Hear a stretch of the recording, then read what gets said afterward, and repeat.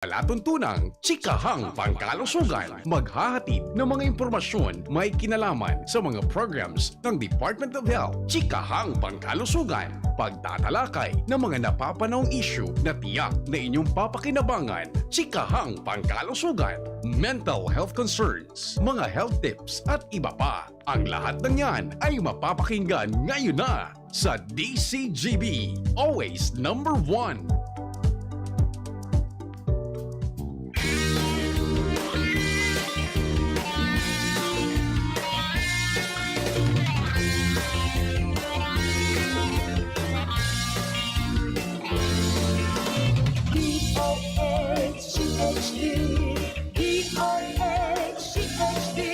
Servisyo sa Ludikono. Na ako, kita gabos, magkarabang, magkaigwang, maray na salud. DOH, may dekalagad na servisyo. Madaling dulog ko, nagtatawag, nagpapadaba. Mga programa nagkasama ng sinda sa serbisyo, matawaan, solusyon ang mga kahirangan. DOH-CHD, DOH-CHD, serbisyo sa Ludikono. Ika ako, kita gabos, magtarabang, magkaigwang, maray na salud. Buon sa inanan, ipangakisagod na kita magdakula. Immunization, vaccination, sa tuig naon. Mag-ibong maagi, maiwasan ambisyon. Regular na check-up at kaibuhan. DOH-CHD, DOH-CHD, serbisyo sa Ludikono. Ika ako, kita gabos, magkarabang, magkaibang, maray na salud. Balanseng pagkaon, tamang katurog, ehersisyo, magsumba, magpaghibi, magtimba. Dapat kitang magmano, magpatisipan. Ano man sa tindang relihiyon, katinda sa buhay. Mga pagiramdam lamang ini para iwaselan. Kita magkarabangan sa programa kang Department of Health.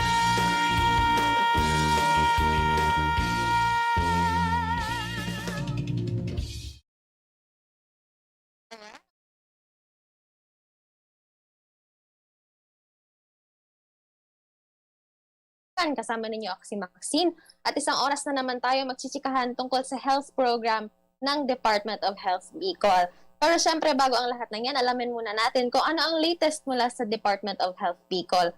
Susimulan natin sa ating mga health events ngayong buwan ng November. So ang una po nating ipinag-celebrate or iniobserba ngayong November ay ang Lung Cancer Awareness Month. So binibigyan natin pansin ang lung cancer dahil ito po ay isa sa mga most common causes of cancer death sa buong mundo po yan.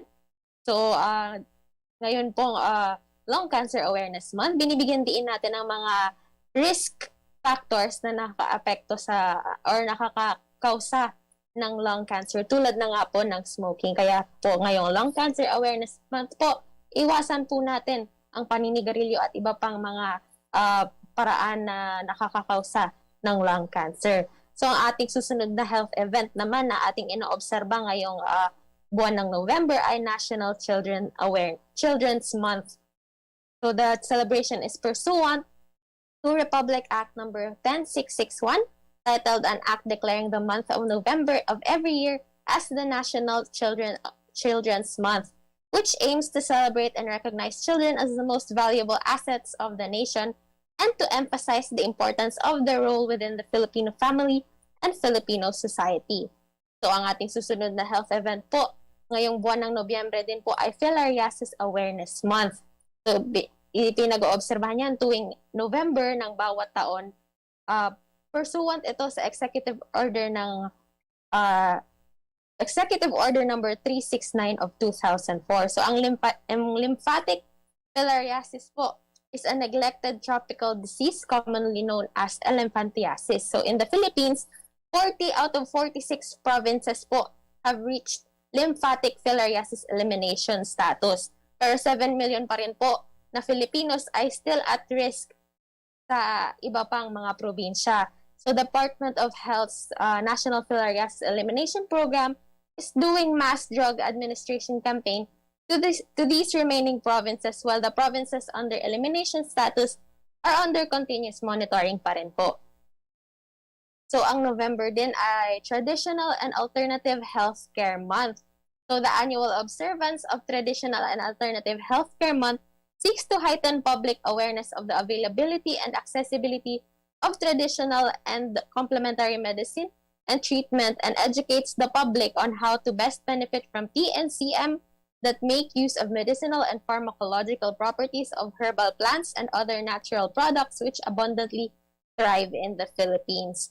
At ang susunod na health event naman ngayong buwan ng Nobyembre ay Malaria Awareness Month. So ang malaria po is a disease na galing sa protozoan parasites called Plasmodium.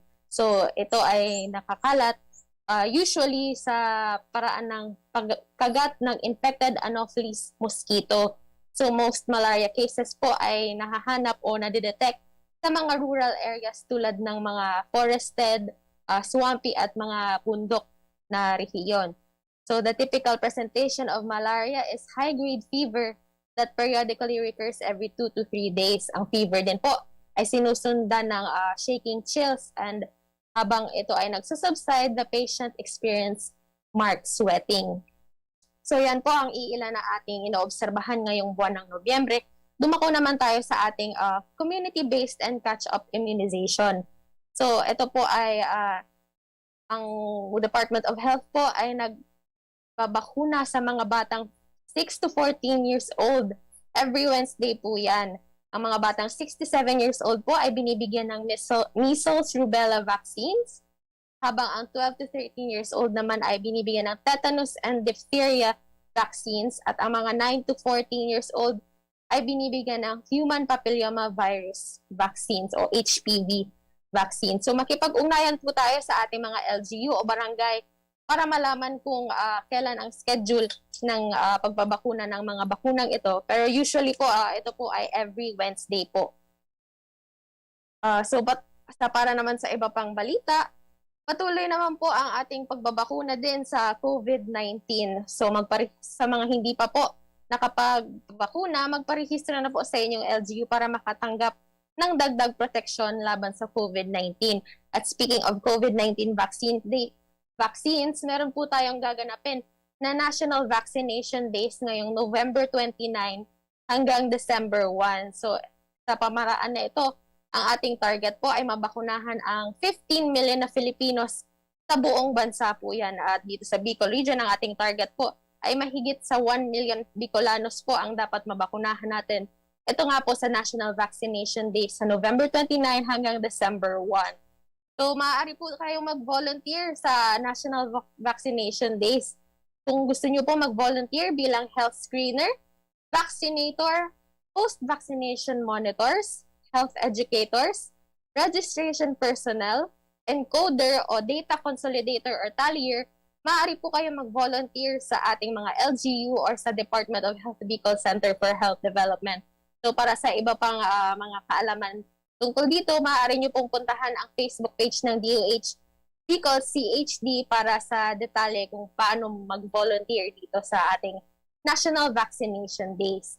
So para dito sa National Vaccination Days, maaari na din po tayo magpabakuna. Lumapit po sa ating LGU para malaman kung paano po ito. So speaking of bakuna po ulit, nais namin ipaalala sa lahat na meron po tayong Bakunado Panalo Raffle. Ito po itong raffle na bukas sa mga Pilipinos nagpabakuna kontra COVID-19. Ito ay hatid ng Philippine Disaster Resilience Foundation coordinating with DOH and Philippine Amusement and Gaming Corporation o PAGCOR. So ano po ba ang maaaring mapanalunan sa raffle na ito? So every month po meron tayong 50 winners ng 5,000 pesos. At meron po tayong gaganapin na grand draw sa Disyembre kung saan 10 tao po ay maaaring manalo ng 100,000 pesos, isa ang mananalo ng 500,000 pesos, at isa rin ang mananalo ng 1 million pesos. So, sino po ba ang maaaring sumali? Open po ito sa lahat ng Filipinos 18 years old and above who have received at least one dose of COVID-19 vaccines from March 1, 2021 until December 15, 2021. So, kung nakabakunahan kayo sa gitna ng oras ng yan, maaari po kayong sumali sa Bakunado Panalo Raffle.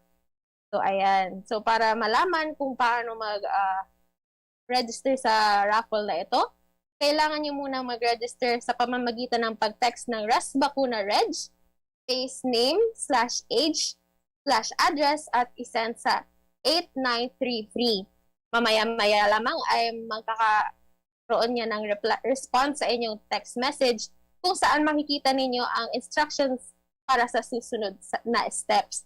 So para makalaman or makita kung ano ang mas detalyadong instructions kung paano sumali dito sa Bakunado Panalo Raffle, pumunta din po sa ating Facebook page na DOH Bicol CHD para malaman kung ano ang proseso nito.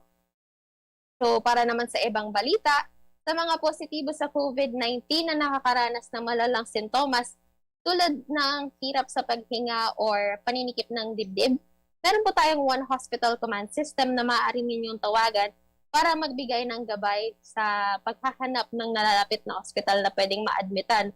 So ang ating One Hospital Command System ay maaari pong tawagan o i-text sa numero 0916-234-9063at i-message po yun para ma-access po si Kira. Meron po din na Kira sa Viber. Nakakonect po ito sa DOH Viber community. At meron na din po itong Contra COVID PH web app na mahanap po sa link na contracovid.ph.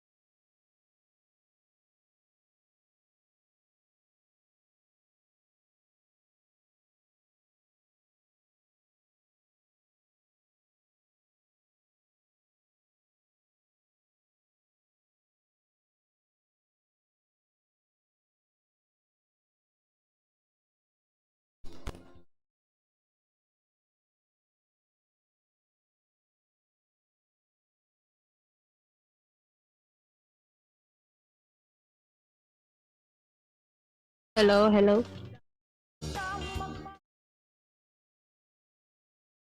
Hello. Ayan, so nagkaroon tayo ng konting technical difficulties. Pero sa aking sinasabi nga kanina, panoorin po natin ang ating magiging chikahan o pakinggan ang ating magiging chikahan ngayong umaga. Makakasama natin si Dr. Mary Ann Salazar.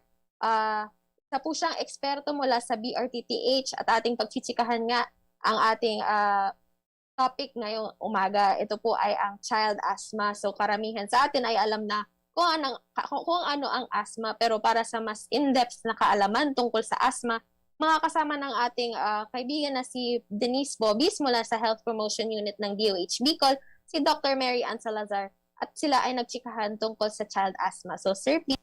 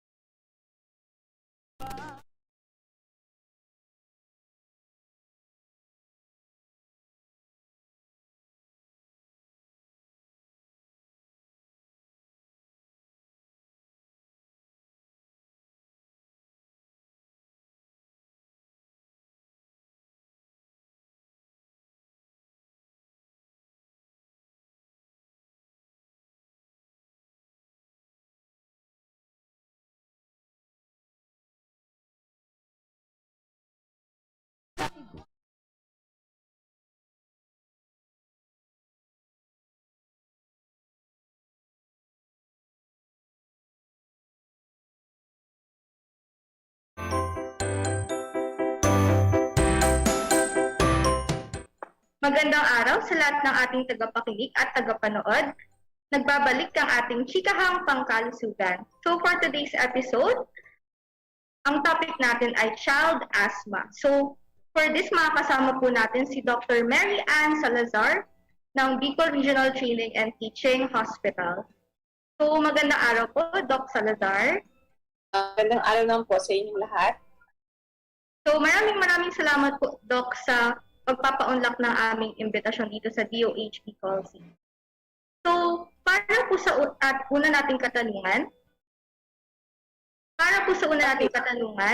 ano ang asthma? Ang asthma o hika ay isang uri ng sakit ng baga kung saan may paninikip sa daanan ng hangin kung kaya't nahihirapan huminga ang isang bata o isang pasyente.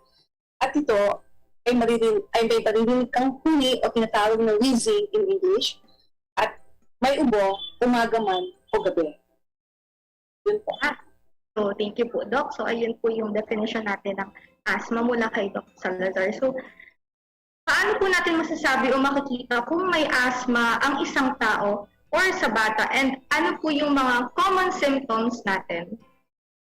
Masasabi natin o makikita natin kung may hika or asthma ng isang bata o isang matanda kung madali itong mapagod sa pag-ehersisyo, sa paglalakad man, at kung meron siyang nararamdaman na paninikip sa paghinga, lalo na sa gabi, nagigising siya, mauubo at mahirapan huminga. At sa araw naman, nalilimitahan ng kanyang galaw dahil meron siyang hirap sa paghinga. So itong mga to ay tinatawag namin sa English na daytime symptoms, nighttime awakenings, at limitation of movement. And kung ang pasyente ay naging positibo ang response sa kanyang pagpapausok, nabuwag ang kanyang paghinga, matatawag natin siyang asthmatic.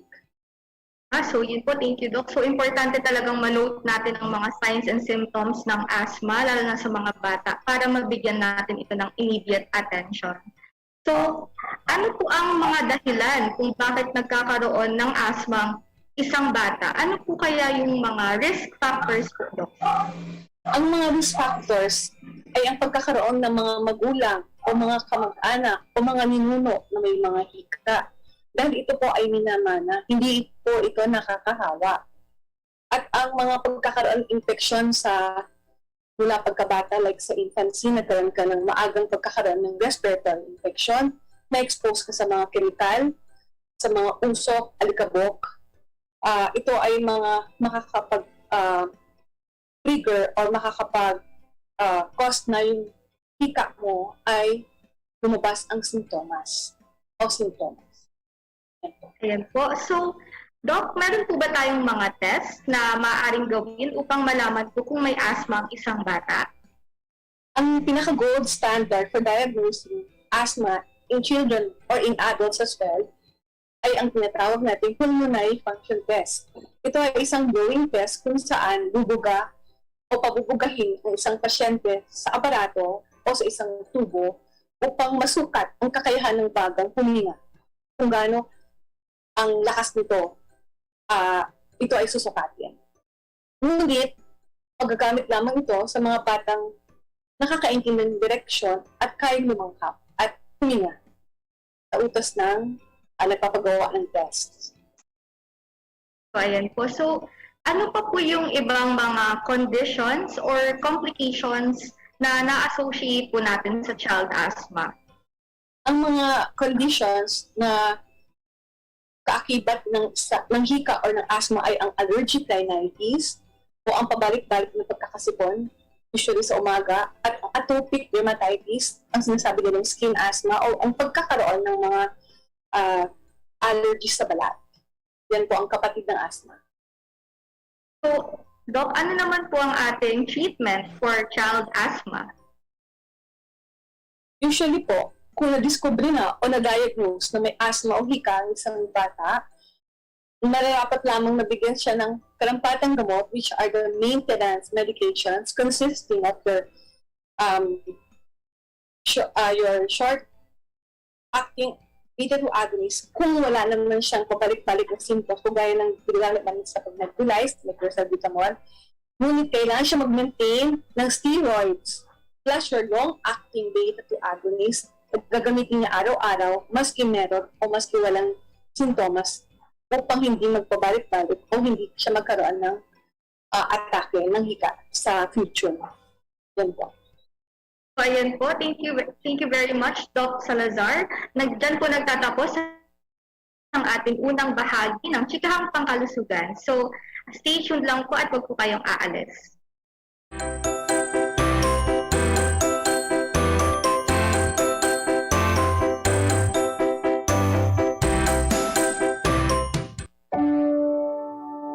Narito ng pag-asa. Isa-isa na tayong nabibigyan ng panlaban sa pandemya.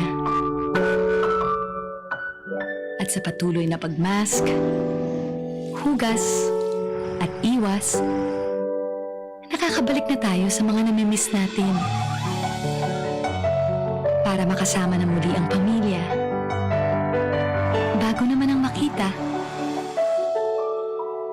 At mabawasan ang pagamba. Alamin sa LGU kung paano mapapakunahan. Ingat-angat.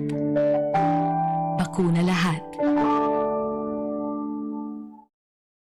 Nagpares bakuna ako para may dagdag protection mula sa COVID-19. Lalo na ngayon, dapat umiwas sa malubhang kaso nito. At dahil kailangan kumayod para sa pamilya, dapat bawas pangamba saan man pumunta. Kasama ng mask, hugas at iwas, mas protektado tayo pag may res bakuna. Napatunayang ligtas at mabisa ang res bakuna. Kaya buong pamilya ko, naka 2 doses na. Libre lang to. Pumunta sa inyong health center o tumawag sa DOH 1555 hotline. Dahil bakunado ka, aba panalo yan! Sali na sa Bakunado Panalo Raffle. 3 million worth of cash prizes ang ipamimigay. Basta't bakunado ng COVID-19 vaccine, may chance kang manalo ng 1 million pesos sa grand draw at isa sa 100 winners sa monthly draw. How to join Bakunado Panalo? Step 1. Register for free. Text ResBacunaReg, space name, /age, /address at isend sa 8933. Step 2. I-text ang vaccine details. Text ResBacuna, space, first letter ng vaccine brand, /pangilang dose, /LGU, /petsa ng bakuna, at isend sa 8933. Piso lang kada send. Kung partially vaccinated ka o nakatanggap ka ng unang dose, meron ka ng 1 raffle entry. Kung fully vaccinated o nakatanggap ka na ng 2 dose, additional 2 raffle entries for a total of 3 raffle entries na agad para sa'yo. Para sa bakuna na 1 dose lang gaya ng Johnson & Johnson's Janssen, don't worry, 3 raffle entries agad ang makukuha. Para naman sa ating mga senior citizen, double the number of entries ang makukuha nyo. Kung partially vaccinated, may 2 raffle entries ka. Kung fully vaccinated naman, makakakuha ka ng 6 na raffle entries. 3 monthly draws at isang grand draw worth 1 million pesos ang naghihintay sa December 2021. Ano pang hinihintay mo? Sali na! Sa Res Bakuna, protektado ka na, panalo pa! Bakunado Panalo Raffle. Para sa iyo ito. Para sa karagdagang impormasyon, pumunta sa aming website.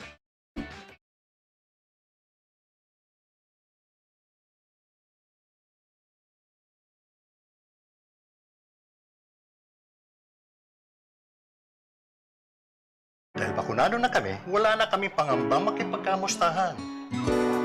Hindi na kami mag-aalalang lumabas ng bahay. Dahil bakunado na kami magkakaibigan, mas enjoy na tuwing magkikita-kita. Salamat sa bakuna, palatag na ako makapagsisimba. Wala na ding takot tuwing bonding time ng buong pamilya. Res bakuna na para pwede na ulit ang buhay na masaya at walang pangamba. Libre lang magpabakuna. Magtanong kayo sa inyong health center o sa lokal na pamahalaan. Ako si Dr. Chito Adelino, ang DOH, Bicol Center for Health Development. 63 years old, taga-Daraga, bakunado.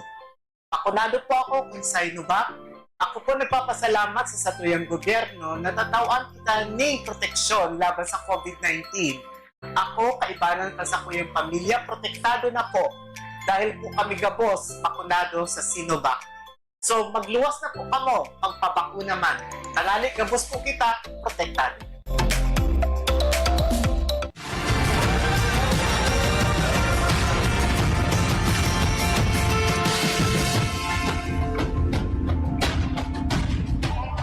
Hello everyone, ini po si Mayor Noel Rosal, kang siyudad kang Legazpi.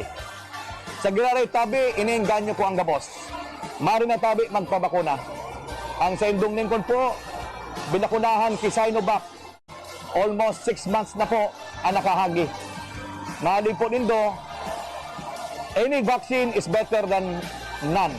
Kaya ako po, Giraray, bako lang bilang alkalde, bilang kababayan nindo, na importante yun po na magpabakuna for our own safety and the safety of our family. Kaya po, any vaccine, ang Sinovac po, dakulang bagay na proteksyon para sa gabos. Salamat! Keep safe everyone! Mabuhay! God bless!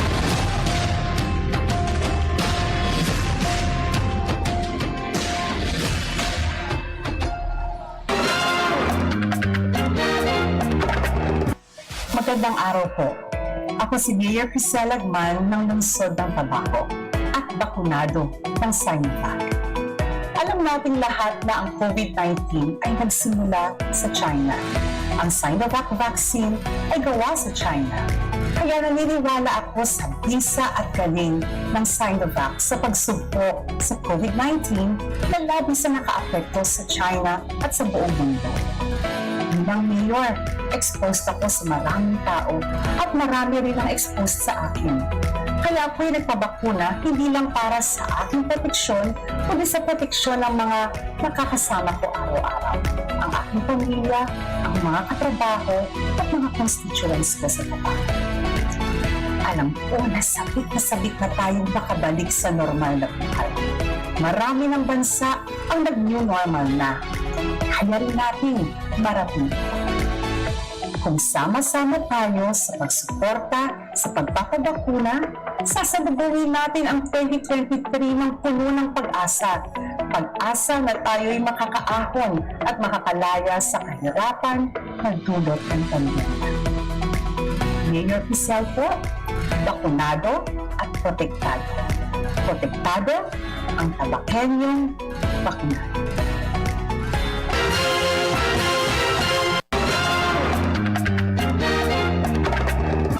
Si Vivi Jane A. Somaya. Ako po si Remigio Llamas, report. Stacy Jacob. Rodel Noda po. Ako po si Mrs. Marido Santua. Maria Teresa Mustasa. Ako po si Patrolman Martil Contapay. Ako si Antonio Borcan. Teacher po. Ay isang nurse sa DepEd. Ang tinurupok sa akin ay Sinovac. Johnson & Johnson. Sinovac po. Pfizer Moderna. AstraZeneca po. Sinovac. Sinovac. Marina, magpabakuna na!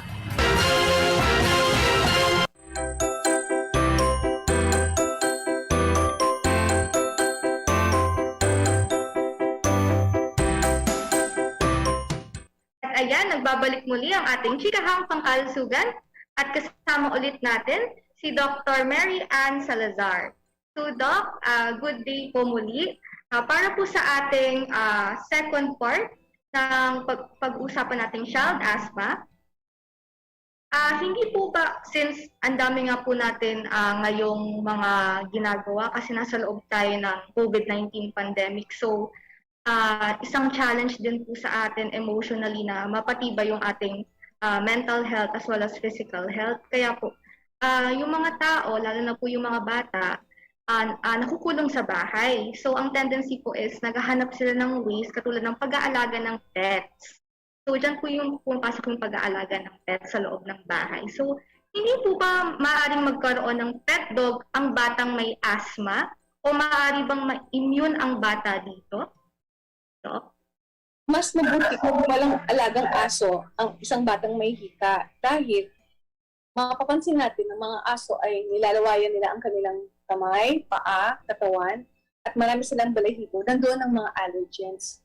So, sa saliva ng aso. So, mas lalong masama kung mabuhok pa ang aso and nalalaglag ito at ito ang malalanghap ng bata. So, mas matitrigger pa ang pagkakaroon niya ng atake. So, walang nabubuong immunity sa katagalan mo ng pag-aalaga ng aso. Oo, tama po, Doc. So, meron po kaya, Doc, mga ibang pets na pwede sa taong may asthma? Goldfish, pwede. Kasi Opo, nasa yung mga tubig lang hindi yan. po nakaka-trigger, no? Ano po, Doc? Opo. Kasi walang malalanghap.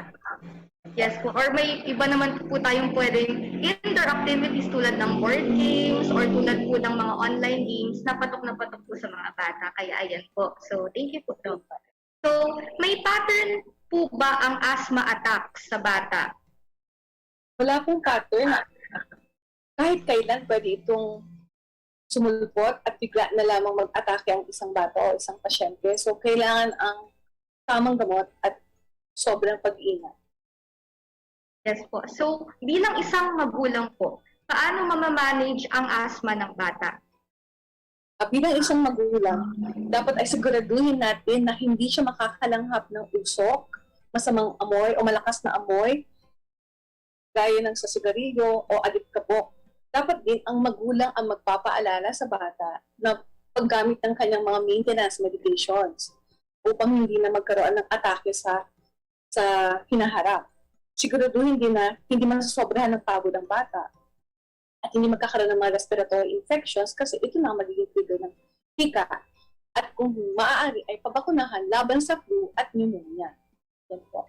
Yes po. So, may mga instances po ba, Doc, na mga symptoms na kailangan tignan o bantayan ng magulang para masabi itong, kailangan ko nang dalhin ng anak ko sa ospital or kailangan ko na siyang ipatingin?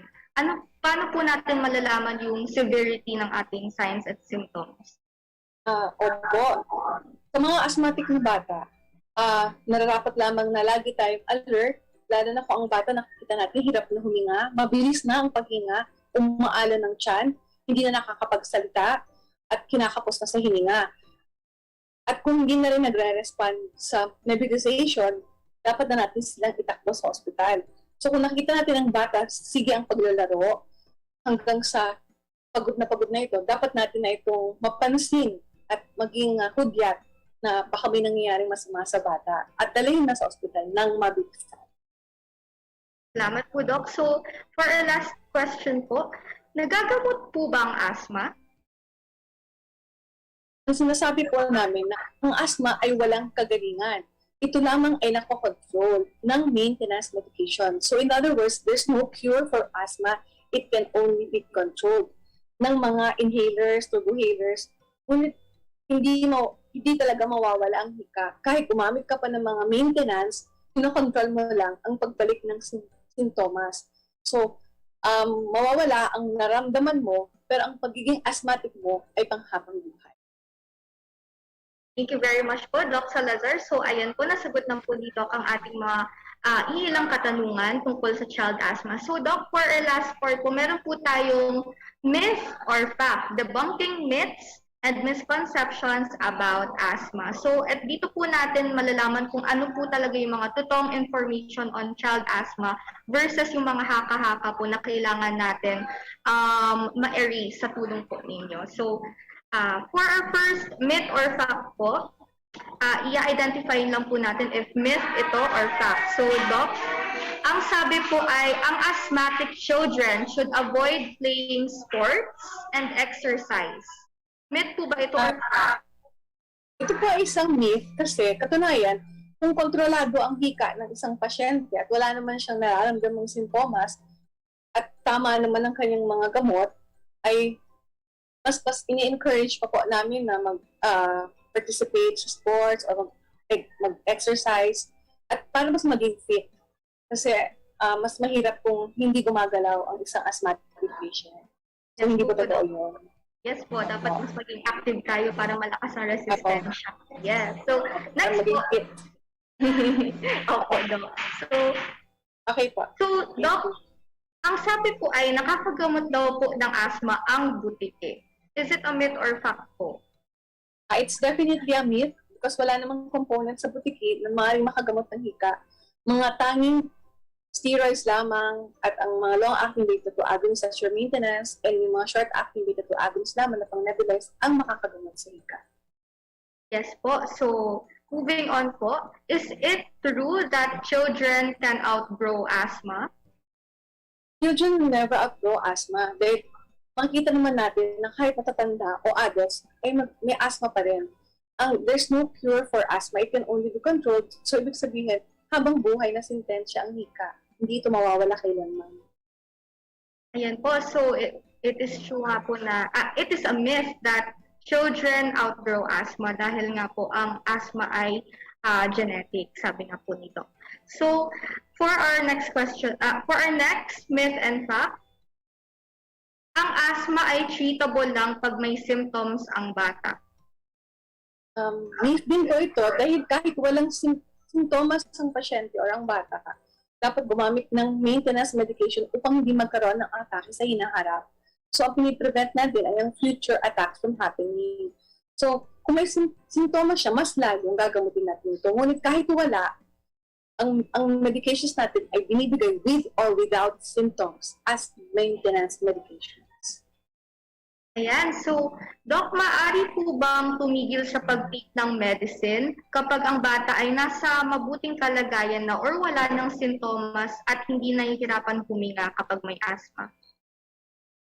Ang maintenance medications ay binibigay natin sa mahabang panahon. Kung mas natatanong mo, maaaring 1 taon o mahigit pa, depende sa improvement ng pasyente. So, ang pagtigil ng maintenance medications ay dapat naaayon sa instruction ng isang doktor. O kung sa pananaw niya, sapat na ang panahon na ginamit niya ang gamot upang maging maluwag o mawala ang inflammation na dahilan ng pagkakaroon ng hika or ng asthma. Hindi pwedeng itigil lang basta kung hindi sa pahintulot ng isang specialista o ng isang doktor. Yes po. So, asthma is a mental condition, not a physical condition. These are a myth, definitely. Kasi ang asthma nga ay sakit ng baga, diba? So, physical talaga. So, ang sintomas nga ay nahihirapan huminga. So, lahat yun points out to a physical condition. Yes po, Doc. So, for our last myth and fact, nakaka-addict daw po ang asthma na medication. Hindi ko nakaka-addict ang asthma medications dahil wala naman itong sangkap tulad ng mga nakikita natin sa sigarilyo na nicotine na pag tinanggal mo sa katawan mo, pag tinigil mo ang paggamit ng gamot, ay hahanap-hanapin mo ito. Ang mga gamot na nakapaloob sa maintenance medications are safe, effective, and tested po. So wala po itong sangkap na pwedeng maging addicting. Ang addicting lang po ay sigarilyo dahil sa nicotine, ang kape po dahil may caffeine, at ang iba pang mga drugs like cocaine, marijuana, dahil addicting properties po ito. Hindi kagaya ng gamot sa asthma na ginagamit sa araw-araw dahil ito talaga ang dapat instruction ng doctors to use the medications with or without symptoms to prevent future exacerbations from happening. So, ayan po. Thank you very much po, Doc Mary Ann Salazar, for sharing po your very valuable knowledge and expertise po for today's Chikahang Pangkalusugan. Sana po ay marami tayong natutunan mula sa ating mga myths and facts at po sa ating mga katanungan na nasagot nga po ngayon ni Dr. Mary Ann Salazar. So, tutukan po ulit ang next episode ng Chikahang Pangkalusugan para sa susunod na mga health programs and updates.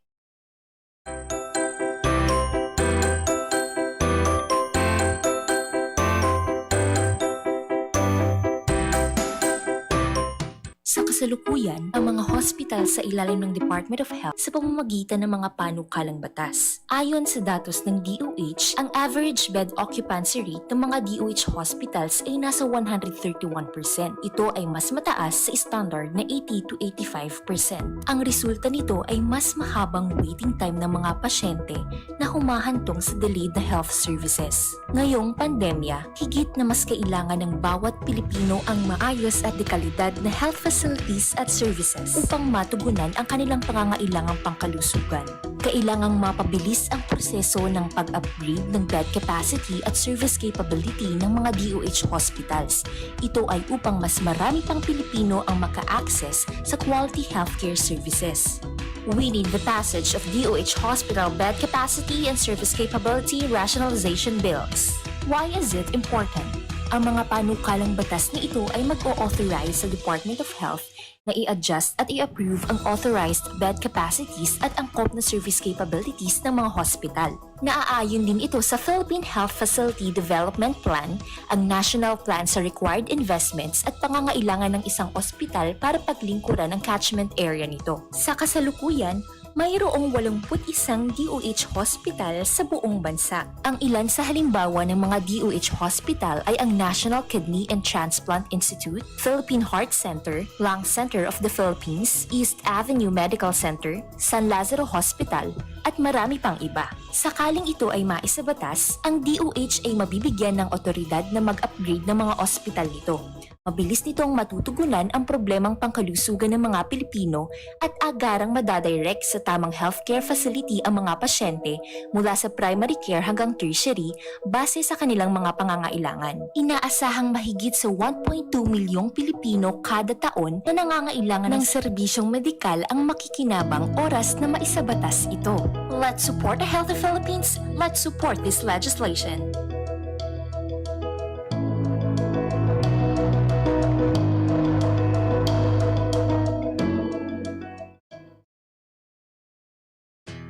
Magandang balita! Hindi na mangangamba ang bawat Pilipino sa usaping pangkalusugan dahil narito na ang Universal Healthcare o UHC.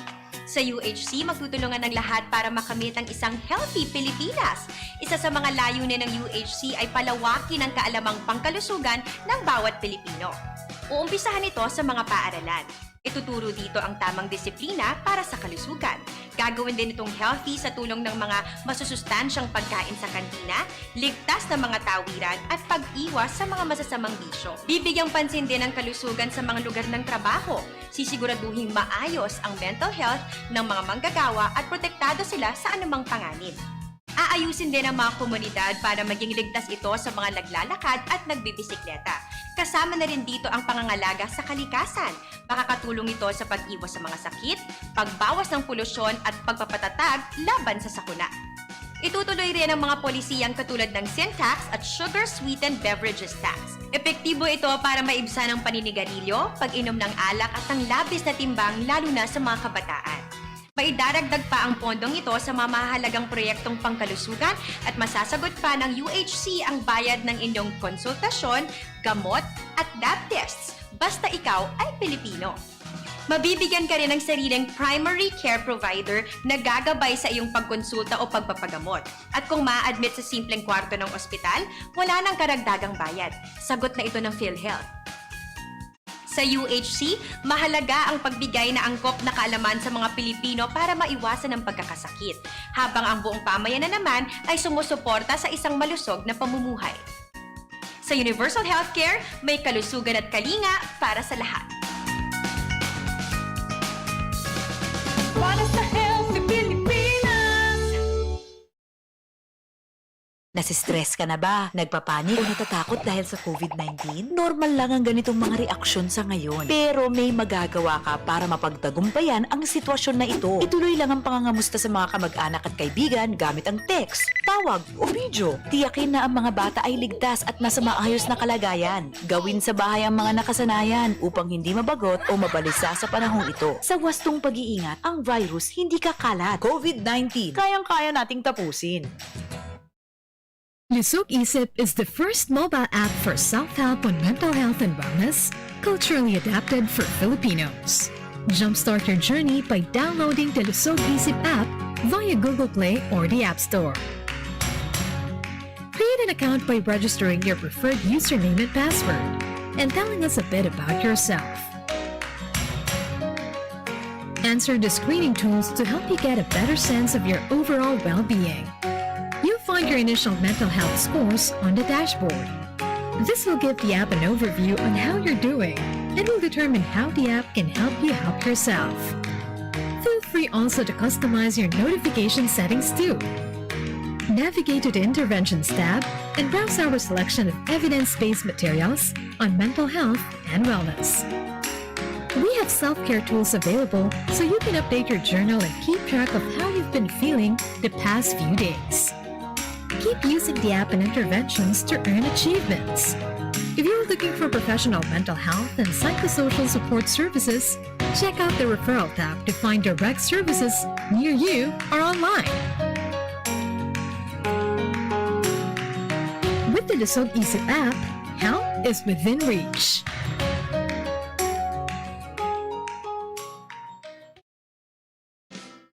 Alam mo na ba? Ang mental health ay isang mahalagang bahagi ng ating pangkabuuang kalusugan. Walang health kung walang mental health.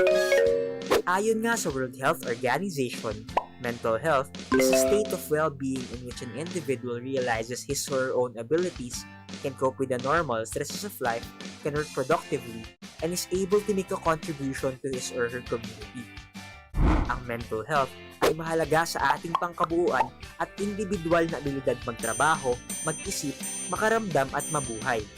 Kaya naman ngayong panahon ng pandemya, huwag kalimutang pangalagaan ang ating mental health tulad ng pag-aalaga natin sa ating physical health. Ang self-care ay isa sa pinakamabisang paraan upang pangalagaan ang ating mental health. Ang simpleng pag-exercise o pagtutok sa ating mga hobbies ay isang paraan ng self-care. Care for yourself, bigyang oras ang sarili at mga bagay na nagbibigay sa'yo ng saya. Nagkakaroon ka na rin ba ng Zoom fatigue dahil sa meetings o di kaya ay sa online class? Huwag kalimutang magpahinga. Importanteng maglaan ng break at ipahinga ang utak. Maglaro muna ng paboritong games. Malaking tulong ang breathing exercises sa pagpapakalma at para maibsan ang ating pakiramdam. Matuto ring mag-set ng boundaries para sa iyong work-life balance. Matutong respeto ang work boundaries ng iyong mga katrabaho. Dahil sa pandemya ang ating kinakaharap, hindi mapigilan na tayo ay mapalayo sa ating mga mahal sa buhay. Ngunit hindi dapat maging hadlang ang distansya upang tayo ay mag-hashtag care for others. Nakumusta mo na ba sina lolo at lola this week? How about sina mama at papa? Mga kapatid, kaklase? Kung hindi pa, ang isang simpleng kumusta sa pamamagitan ng video or voice calls o text messages ay tiyak na makatutulong sa kanilang mental well-being. Care for others, ang isang malakas na support system ay nakakatulong rin sa pagpapabuti ng ating mental health. Kung ikaw o sino man sa iyong kakilala ang nangangailangan na makipag-usap sa isang mental health professional, tumawag lamang sa mga numerong ito mula sa National Center for Mental Health. Ito ay libre lamang at kahit sino ay pwedeng tumawag. Ngayong panahon ng pandemya, hindi biro ang pinagdadaanan mo, kaya naman make sure to care for yourself and care for others para sa isang healthy Pilipinas.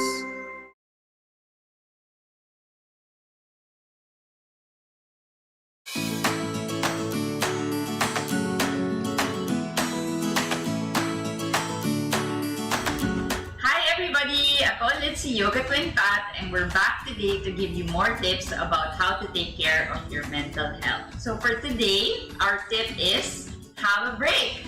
So maski short break ito, gaya ng paglilinis, pagluluto, or pagliligpit, or long break, gaya ng pagtulog sa gabi or bakasyon, ang pagbabago ng kapaligiran natin or pagbabago ng bilis o tiempo ng buhay natin ay nakabubuti sa ating mental health. So why is it important to have a break? Una, nagpapatanggal ito sa stress. Pangalawa, bumabalik ang lakas at ang energy natin habang naka-break. And pangatlo, nagiging creative tayo habang break. Diba sabi nga nila, yung best ideas come habang nasa shower ka, habang nagmamaneho. So when you're not actually working, dun tayo nagiging creative. Kaya importante talaga na magka-break. So let's listen to Yoga Twendan for more tips and ideas how to take effective breaks. Salamat Yoga Twentat. Ako naman si Yoga Twendan, coming to you from the great outdoors, here where I take a walk every day for my break. Kung morning, paminsan afternoon, but it's very important na every day I stop what I'm doing and make time to take a walk.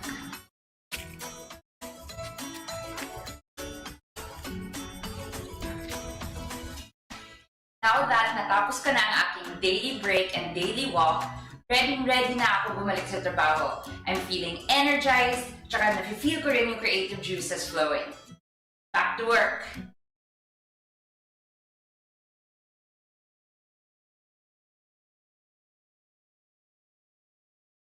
At ayan, nakatutok pa rin kayo sa programa ng DOHB called CHD na Chikahang Pangkalusugan. So napanood nga natin ang naging chikahan natin with Dr. Mary Ann Salazar tungkol sa child asthma as well as our mental health exercise for today na Take a Break. So I guess that concludes po our episode today for Chikahang Pangkalusugan. So bago tayo mag-hiwa-hiwalay, paalala lang sa lahat na makiisa po sa National Vaccination Day sa darating na November 29 hanggang 31 po. Magpabakuna na kung hindi pa at hikayatin ang ating mga mahal sa buhay na magpabakuna na rin laban sa COVID-19 para sa dagdag proteksyon.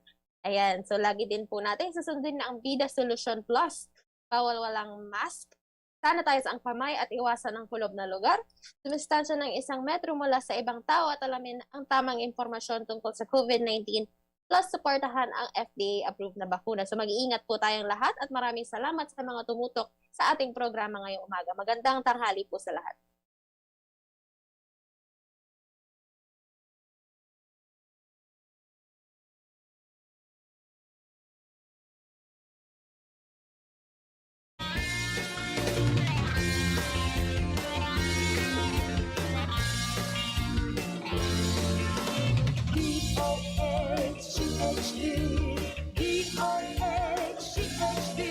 Servisyo sa Ludicolo.